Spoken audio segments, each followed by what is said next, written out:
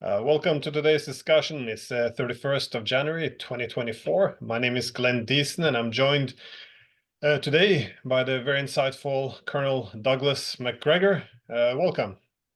Hey, good morning, or I guess good afternoon in your case. Yeah, it's much later here. As a top-ranking military man who's also involved in Washington, what I really wanted to ask you about today is how the US government is adjusting to these new military realities of a changing world. Because, well, obviously, after 30 years of a very dominant position in the world, in which the US tended to fight weaker states like Somalia, Yugoslavia, Afghanistan, Iraq, Libya, we now see a very different international distribution of power with new centers of power, with new military technologies. And all of this at a time when both US military and economic might is in relative decline, with subsequent social and political cohesion fragmenting. So it seems to me that the national interest in such a situation would be, to rationally assess the new realities and subsequently adjust to adjust the strategy. But this is not the impression I always get from Biden, who seemingly still lives in the 1990s. So I really wanted to start off then with the Middle East, because I was curious then, what is the overall US strategy? Because this seems to be, as we discussed before, expanding predictably, but uncontrollably in different directions. Is there a problem with wishful thinking, or how do you see the main strategy going forward? Well, you used a word that one normally does not apply to Washington, D.C. That word is rational. And I think that's very important. If you are in your own mind the center of the universe and your resources are limitless, your military power is infinite, and you effectively can do pretty much what you want whenever you want to do it, well, then you don't need a strategy. And we have no strategy. Any rational strategic assessment would have dictated an immediate approach to restore peace and stability in Ukraine. We have no vital strategic interest in eastern Ukraine. Russia does. A rational actor would have respected Russia's national security interests and tried to work to achieve some sort of relationship between the Ukrainian government and Moscow that would meet the demands of both sides, understanding that it would be no perfect solution, but nevertheless recognizes everybody's interests. But that never came into play. We reacted emotionally. And why did we react emotionally? We were actually pleased that the Russians had moved into eastern Ukraine. We were hoping that they would. We thought that we'd set a trap for Russia. And of course, we walked into the trap ourselves, as did the Ukrainians. Now we fast forward to the Middle East, and you have a similar situation.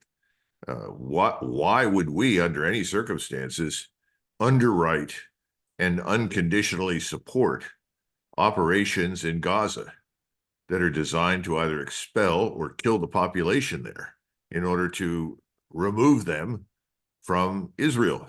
I mean, why would we do that? Do we have a long-term strategic interest in expanding and consolidating Jewish control of Israel?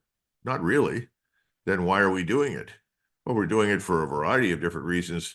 First of all, we're doing it because Mr. Netanyahu, as we've discussed previously, exerts far more control and influence in Washington than Mr. Biden. And the U.S. government, in contrast to the picture it wants to project, is not strong. It's very weak. It's populated with perhaps some of the least impressive people that we've ever had in government. And these people who are unimpressive, whether it's the Secretary of State, who seems to be completely lost wherever he goes, and spends most of his time flashing his Jewish credentials across the Middle East and reaffirming his personal commitment to Mr. Netanyahu than anything else. Then you have the Secretary of Defense, who seems to be lost, absent from the battlefield, if you will, not present for duty. And when he is, we don't know what he does. Now, we do hear from time to time that behind the scenes, to his credit, he has tried to urge people to back away from these conflicts in both Ukraine and the Middle East. But, other than that, we don't know that he does much of anything except to parrot what is said by Blinken and Biden and people in the White House. And then you have Sullivan, who seems like a teenager who was voted into as class president and is running around as a supplicant for the president. I mean, why would the National Security Advisor ever allow a message to leave the White House that says, "Oh, please, Iran, we really don't want a wider war, but we're feckless and we're under tremendous pressure from Mr. Netanyahu and all of his agents in Washington to do something against you. We're considering a couple of targets. They're not very significant. We'd like to strike one of them. Would you mind very much if we did this? And we don't really want a wider war, so we don't want to hurt anybody." It's an incomprehensible message if you're remotely serious. The truth is, our forces in the Middle East, much like our forces that, and when I say forces, I'm talking about the people that we've committed in Eastern Europe and to Ukraine, they have no mission. There's no threat from Russia to invade anybody. I mean, if the Russians were genuinely interested in invading Western Europe or Poland and Germany, I imagine their forces would have already gone an additional 150 to 200 miles and would be poised to attack. There's no evidence for that. That's a degree of commitment to a war that, frankly, the Russians don't want. And if you look at Europe, why would anyone in their right mind in Moscow want to manage the mess that Europe has become? I mean, the Europeans have deindustrialized themselves, destroyed their economies. They have millions of Muslims and other migrants, if you want to call them that they don't want in their countries. If I were a Russian, I'd say, let's stay well away from Europe. And I'm sure that's Mr. Putin's view. So we're back in the Middle East. What have we got? We've got essentially the potential for a regional war now because there are 1 billion Muslims who are enraged over what the Israelis are doing. And I'm sure that Mr. Biden is aware of it. And Mr. Biden also probably is aware, thanks largely, I think, to reports from the Defense Department, that we're not in a position to do very much. We've exhausted most of our war stocks. We can't recruit for the armed forces. No one over here wants to serve in this woke military establishment. And so he says, well, we don't want a war. This is not the right time to do it. But publicly, I can't admit that. Publicly, I have to pretend that it's 1991. And he, at the same time, is pressured from the Senate and from the House, from people who are remote from reality. And again, remember, all these other elected officials, they have no responsibility for what happens. So they can stand up in the Senate or the House and say whatever the hell they want. Biden is in a different position, and he knows that. He will be held responsible. And so he's looking for some sort of, way out. And so what's he want to do? He wants, on the one hand, to virtue signal to all of the warmongers that, oh, yes, see, I'm a strong guy and I'm going to bomb something. But at the same time, he knows he really doesn't want to be drawn into a war. That's how you get these sort of bastardized messages that make no sense. The only thing he's succeeded in doing, and his administration, is signaling that they are either in the twilight zone or the toilet. Take your pick. They're in one of those two places, and they don't know what they're doing, and they're weak. By the way, the Iranians have already sent a spokesman out to say very clearly that any attack on Iranian soil anywhere would result in a warlike, not a warlike, but a state of war between Iran and us. They're very clear. They understand what's at stake. They know what they're doing. Obviously, we don't. And that's the real lesson, I guess, we draw from this tragic set of circumstances. We never knew what we were doing in Ukraine. We grossly underestimated the Russians, completely miscalculated what could and could be done. Now we're grossly underestimating our opponents in the Middle East. And if you really don't want a war, then what Mr. Biden should do is what Mr. Trump wanted to do in November of 2020. Get out. Get out of the region. We have 57,000 troops spread all over that region in little forts and little bases, all of which can be targeted precisely and destroyed. So get them out. Remove them. But of course, I'm sure people are saying, oh, you can't do that. We'll look weak. Well, I don't know how much weaker we can look than we do today. Yeah, this is the situation with Iran. This is why it's, well, it seems confusing because on one hand, Washington is suggesting, we are the hegemon. We will dictate the outcomes or the situation in the region, and military force will be the mighty deterrent. But at the same time, as you mentioned, there's a recognition that this is, Iran is not like any of these other countries we've been to war with over the past 30 years. They are very powerful, and so going to war with them would be foolish. There's not capabilities available at the moment either. So on one hand, want to deter, on the other hand, can't do so, and there's no plan B except escalation in terms of making an agreement or arrangement or any diplomacy. So that's why I was also a bit taken back when I saw this message from in the media that allegedly the U.S. government contacted Iran to suggest, can we please strike at one part of your territory to seem to, so we won't lose face, so the region will see that we're still powerful. And then, of course, Iran responds, no, we will strike back with everything we have. I mean, is this a normal occurrence in the military? This, again, this Well, small, there's been area. I think habitually Americans, certainly since 1965, have placed a lot of value, and I say Americans, I'm talking about their governments, on signaling intentions. Well, it sounds good. Well, if we blow something up somewhere, that will signal our intention.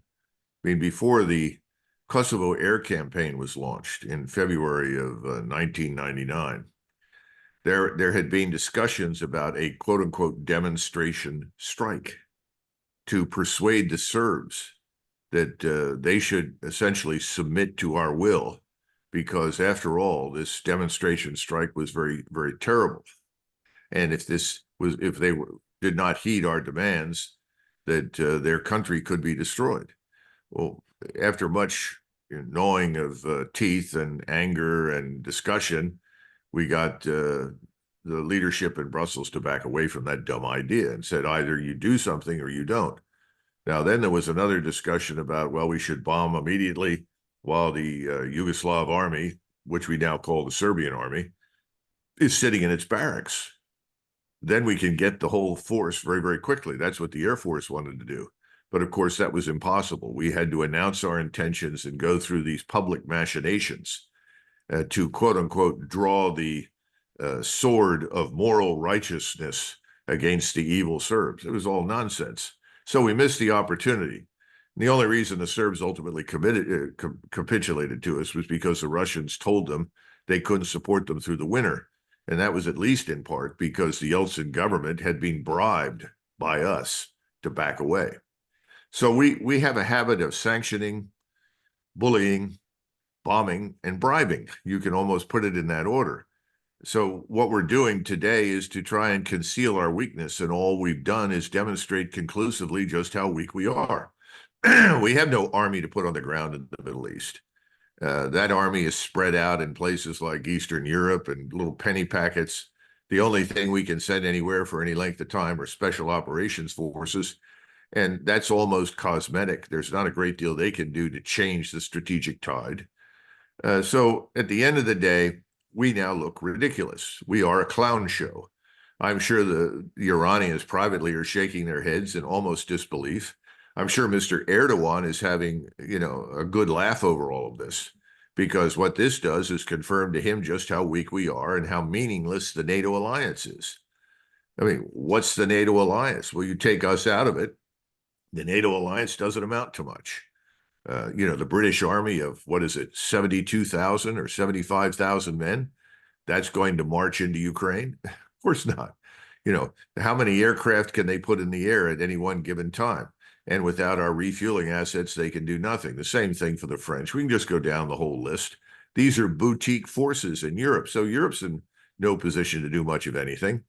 And where are we? Well, we're at the low end of the spectrum ourselves. We've destroyed our armed forces. We've overused it, overtaxed it, overstretched it, worn it out, and then we've driven the talent that was in the force out of it.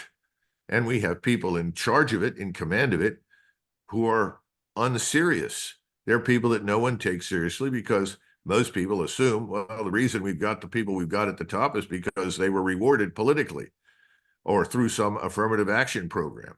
In other words, they're not really there because they should be. They're unworthy. everybody in Washington is now part of this clown show. I don't know how we recover from this, because if you go ahead and do something remarkably stupid, you get a regional war. And we are not in a position to save the Israelis from destruction. The Israelis at this point have decided, since they control us and our armed forces, they can do whatever they want. And we're now looking at an inevitable attack north against Hezbollah. And I think the theory is, well, we may have a tough time with Hezbollah, but if we do, the Americans will be drawn in to support us. And if the Americans are drawn in to support Hezbollah, there's a good chance they could end up at war with Iran. And if they go to war with Iran, that's great. That's what we Israelis want. It's kind of an insane game that they're playing, because they think this is somehow or another going to serve their interests. In other words, create a Middle East that is safe for them in perpetuity. No, it's going to have the opposite effect.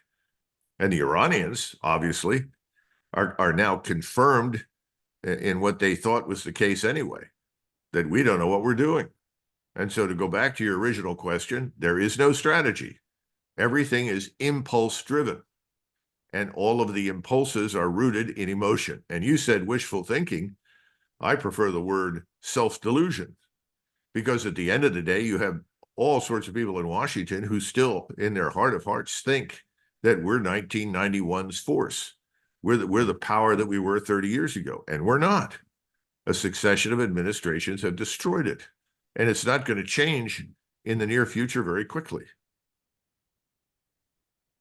But I'm thinking if this will come to fruition, this war with Iran, because again, if the only game in town is escalate, and it seems that this it's going to be very difficult to stop this, because we've already seen that the conflict in Gaza is now spread to Yemen and Lebanon. Of course, Lebanon can intensify drastically if Hezbollah really begins to launch their missiles. But we also see now that the US troops in both Syria and Iraq are under constant attack, which of course pressures Biden to do something in return. But even discussing now attacking Iran, this is again, this is something very different. What would such a war look like? Have the United States done sufficient with the military simulation? How do they address the industrial capacity, the regional infrastructure? What are the technological, match or mismatch between the two? How would this play out? Well, first of all, keep in mind that it's very clear that there are only two states that are interested in war in the Middle East. The first one is Israel. The second one is the United States, largely because of Israel's demands on it.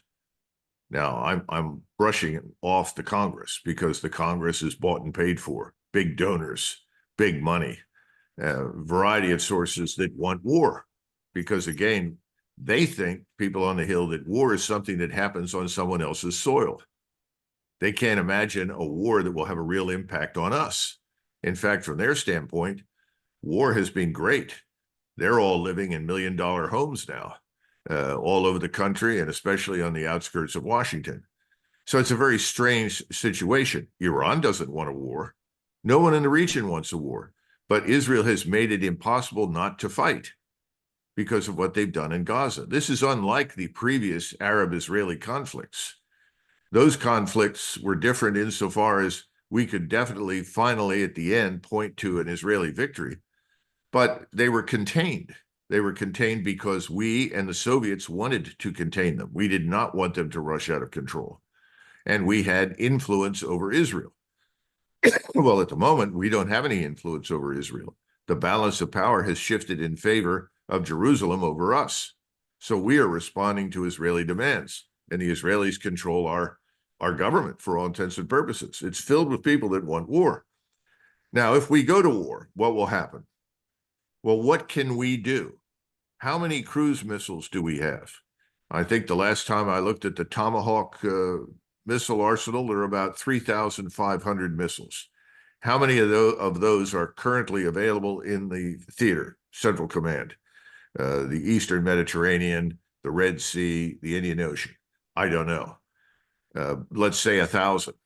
So you launch 1,000 missiles, and then you send in your B-52s and your B-2s and so forth. Some of them may be shot down because the air defenses in Iran are infinitely better today than at any point in their history. Now, they're not perfect, but they're capable of shooting down aircraft, and they'll probably shoot down some cruise missiles. Nevertheless, we'll do a lot of damage to whatever we attack, and we'll probably attack those sites we think we know have some strategic value inside the country. And I assume that means command and control sites, perhaps some launch sites, and so forth. But Iran is a nation of 90 million. Iran is as large as Western Europe. Just how much damage are you going to be able to do with what I just described? And I would argue not a lot. Oh, it'll do damage. But then remember, once you've done the initial strikes, you've got to reload everything. And that means we have to send most of our ships back to port to be reloaded. It also suggests that, we've got to set all these aircraft come back and we load up new munitions and new aircraft and they repeat the process. How long can they repeat it? How many aircraft do we have in a state of readiness? How many crews? How many pilots? Can we keep this up for days and days and weeks and weeks and months? I don't know. But my point to you is I don't think we can. I think we're limited in what we can do. So the damage we do, while it may seem severe on television, because there's nothing the American people love more than to watch aircraft take off from aircraft carriers and bombs fall out of the sky and missiles impact. Oh, they love it. Oh, see, we're winning. Well, how many times have we done this only to discover that what we did was very modest damage? What we thought we'd achieved was not what we achieved. We achieved nothing significant. We're certainly not going to bomb or missile the Iranians into submission. That's absurd. I just told you, it's a nation of 90 million people in an area the size of Western Europe. And what does the rest of the region do? What do other nations watching this do? What has happened in Gaza? The world has turned against Israel and largely against us because of what's happened in Gaza. What do you think will happen with Iran? Are the Russians going to sit quietly and watch us rubble Iran, turn it into rubble their cities and destroy air defense sites and so forth? Doubtful. I think the Russians will step in and do whatever they can to help the Iranians. The Chinese will certainly do that as well, simply because the Chinese don't want the Straits of Hormuz to be closed. They don't want the Gate of Tears to be closed. They don't want the Suez Canal to be closed. The Chinese depend on these lifelines for food, oil, and gas. So they've got 5 ships, and those 5 ships aren't there to threaten us or anybody. Those ships are there to escort vessels bringing food, oil, gas, and so forth to China. The Chinese don't want this, but the Chinese will cast their lot along with the Russians, with Iran, to try and bring this war to a close. And that's what will happen. We'll end up destroying things, but otherwise changing nothing. And what has Israel thus far managed to change in Gaza? Well, they've created an enormous amount of sympathy and support for the people in Gaza who have no means of responding. They have no air defense. They have no army per se. Hamas is certainly surprised the world in terms of how resilient it's turned out to be and effective, but it's not really an army. They don't have any air force. They don't have any navy. So the world is now turned decisively away from Israel. The Israelis haven't achieved their goals. They're now willing to sign on for some sort of ceasefire because they need it. It allows them to rest and refit troops and turn north on Lebanon. It's sort of similar to, the Germans failed to ultimately destroy the British Expeditionary Force in France. It was allowed to escape in 1940. It got to England. So then the Germans said, well, I guess we're going to have to bomb. And then people wanted to invade, but Hitler really wasn't interested in that because he concluded his real threat was in the East. And so he turns east in less than a year later. And what are the Israelis doing? They're turning north to deal with what they consider to be their real threat, Hezbollah. This is not going to work. There is no strategic thinking here. It is all emotion in Israel. So in terms of where are things in Israel and the United States headed, they're headed wherever emotion takes them. And in the case of Israel, it could take them into the hornet's nest. They'll end up with the entire region breathing down their necks, trying to kill them. And we are not going to be in a position to save them. And so then you end up with this question of, well, the Israelis have nuclear weapons. And the Israelis may be tempted to use one. And if they do that, I think they will lose any support they might have ever had in the world community, in the international system. So nothing good is going to come of this for Israel or for us. We look ridiculous. The Israelis need to rethink all of their assumptions about what they can do. And no one wants to do any of it. In other words, the Israelis and we, no one wants to back down because that's what it looks like. If you suddenly say, we really don't want to do this, so we're going to stop. Now, that's the rational thing to do, is stop. This is not working. Things are going to get worse from here if you're an Israeli or an American. So the intelligent thing is to say, it's time to stop. We need to talk. We have to come up with a new set of arrangements, even if those arrangements are not what we wanted. Will anybody do that? Not a chance. Not a chance. Yeah, it's this lack of diplomacy, which I find startling. Even when you see nothing is going as planned, there doesn't seem to be any plan B besides escalation. And I was going to say with Iran, obviously, I very much agree this can pull in both the Russians and the Chinese, but I also question the logic or the interest in severely degrading the Iranian military. Again, many would consider them to be a nuclear threshold state, and if they're weakened conventionally too much, nuclear weapons are the ultimate equalizer. It could incentivize them to go that final step, and so it's just how much do we want to threaten their existence? Well, Even this is the thing that I've tried to tell people, and no one says this publicly, but it needs to be said. The Turks have always known that if they need a nuclear weapon in any confrontation with Israel, that Pakistan would provide them with nuclear warheads so that they would have a nuclear deterrent. Iran, I think, could also end up in a similar situation far more rapidly than anybody in the West thinks. We don't want that. There's no interest in that. And by the way, the thing that I don't think people understand is that the Iranians have had plenty of opportunities to finally complete the nuclear production system. They never have done it.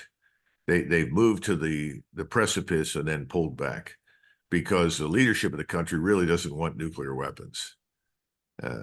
But this could push them over the edge. There's no question about it. Again, no one in Washington is thinking this problem through. And again, there's a tendency also, you were talking about 1991, there's a tendency for people in the region, and I'm talking about the Israelis and us, to think that everyone living in the region is unchanged from what it was in 1973. In other words, they're limited in their capabilities. Their populations can't cope. You remember that the Egyptian army at the time of the 73 war, which performed miracles based upon its true capabilities, they were not very capable.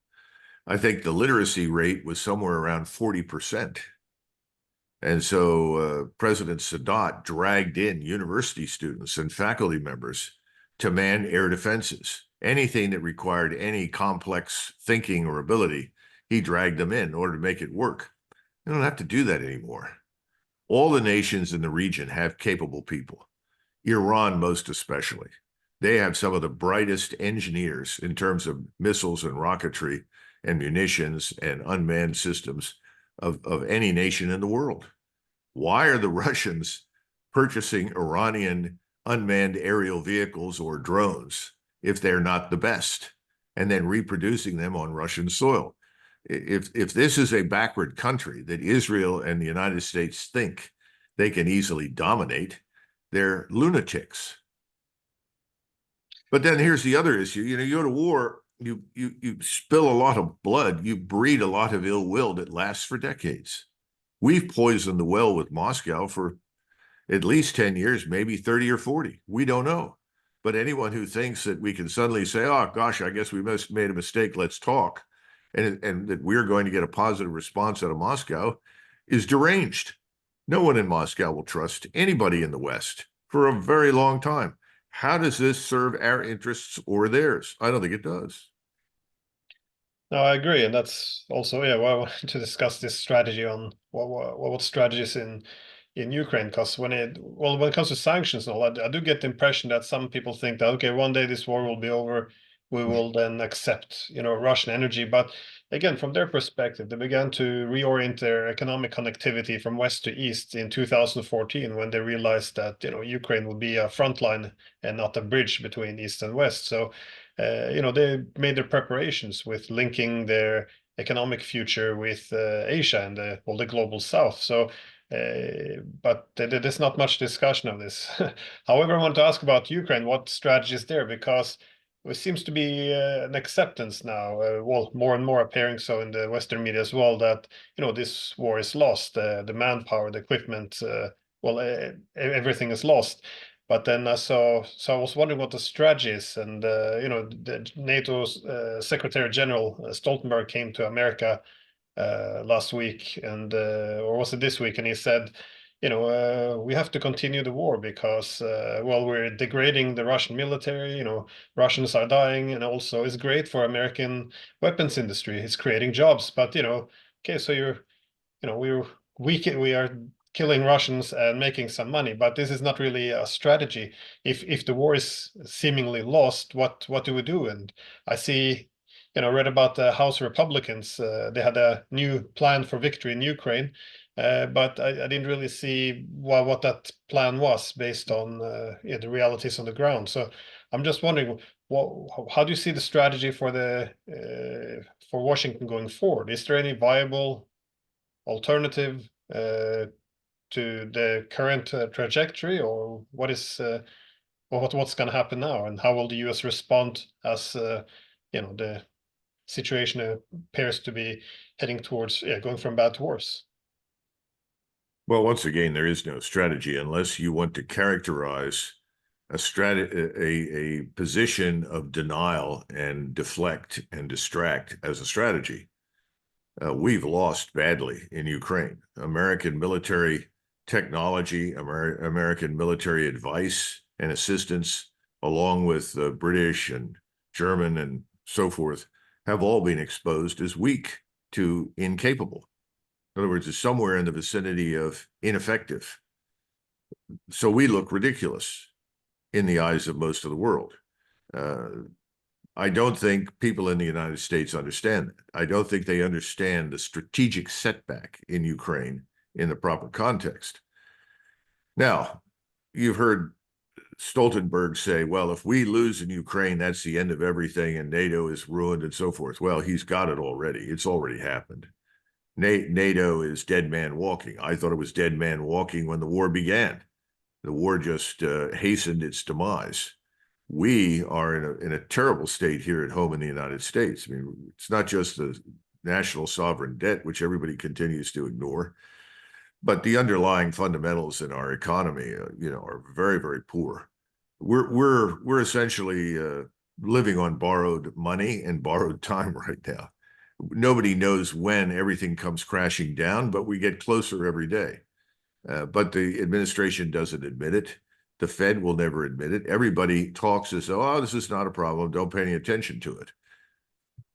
I think that the problem today is for most Europeans, they continue to listen to their mainstream media, which is a mistake.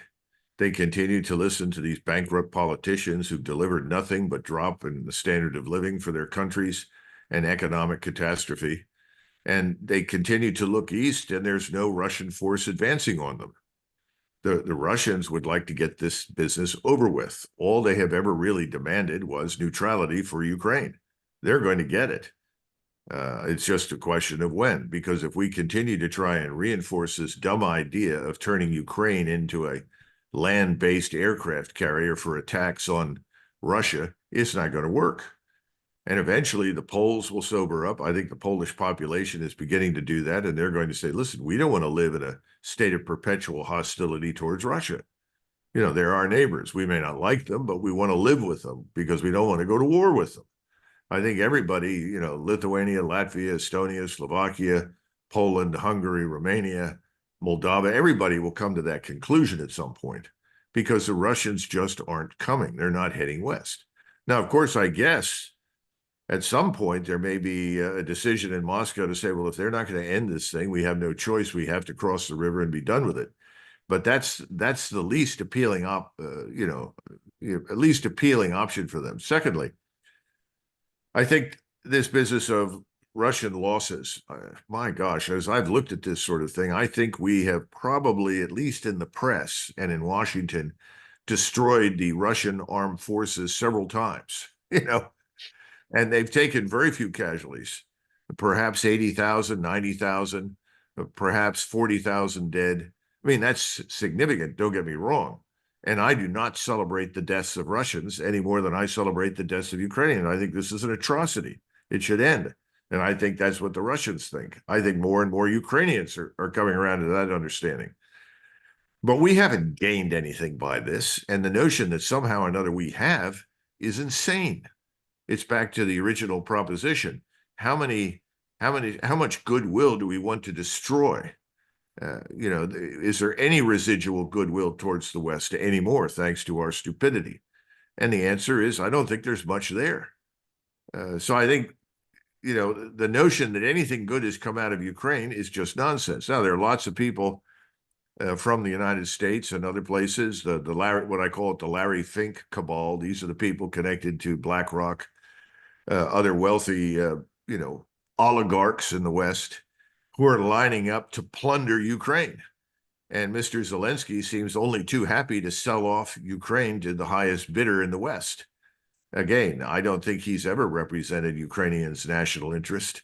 He's always represented his own and those of people in Washington and London and New York City that have wanted this war. Somewhere along the line, people need to wake up in Europe and understand what's really going on. And we should stop the plunder of Ukraine.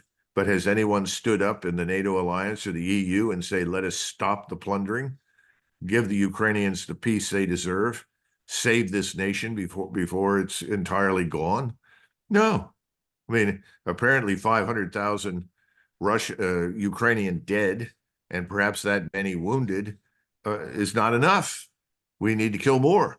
It's absolutely insane. It's worse than inhumane. It's criminal. It's the sort of behavior and mentality one would expect from Stalin, but not from a Western civilization. Far from it. The same thing is potentially true in the Middle East.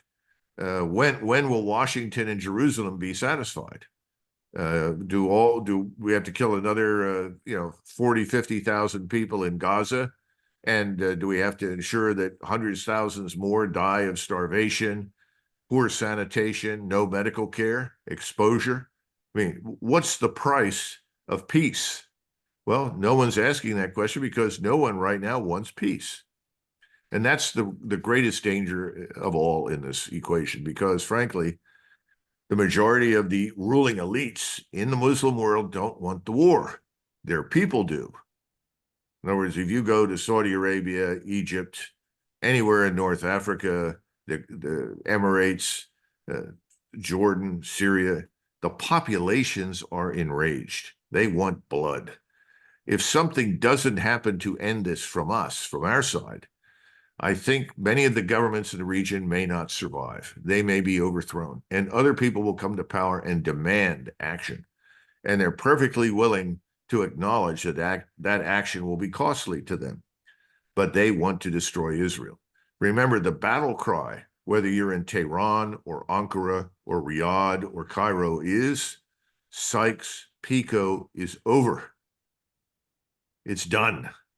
We will no longer accept this Jewish state inside the Islamic world. We won't do it. That's how bad things are. In my mind, that is a catastrophe for Israel. And it's damaging as hell for us. But how do you get people to accept this? Because they live in fantasy world. We're the strongest. We're the superpower. No one can challenge us. Well, stand by. Iran is quite prepared to challenge us, as well as the rest of the region if push comes to shove. Yeah, I can agree more. I think this is why it's so frustrating to watch as well, because for Israel, I think they could do very much what they pleased for the past decades, given that they had the global hegemony in their back. But now that the distribution of power is changing, obviously would think this is the time for making a deal for sustainable peace. And I think the same applies for Ukraine. That is, I think we often assume that they will be forever grateful and loyal to us, but if you, for example, take the looking at the former advisor of Zelensky, Alexei Arestovich, he was predicting in 2019, that we will have a great war with Russia. But when NATO come to help us, we're going to defeat the Russians together, and this will be the end of Russia, and we'll join NATO. This was essentially the big proxy war that they dreamt of, which would end Russia and bring them to victory. But now, of course, in 2024, he's arguing now, what have we let these people do to us? Having Ukrainians and Russians kill each other. This was he's arguing this was the dream of the US and NATO to have us fight like monkeys with knives. So I think this idea that they will remember us as saviors is perhaps also wishful thinking. But anyways, we have run out of time, so I just wanted to thank you for your time and insights. So thanks again. Thank you, Glenn.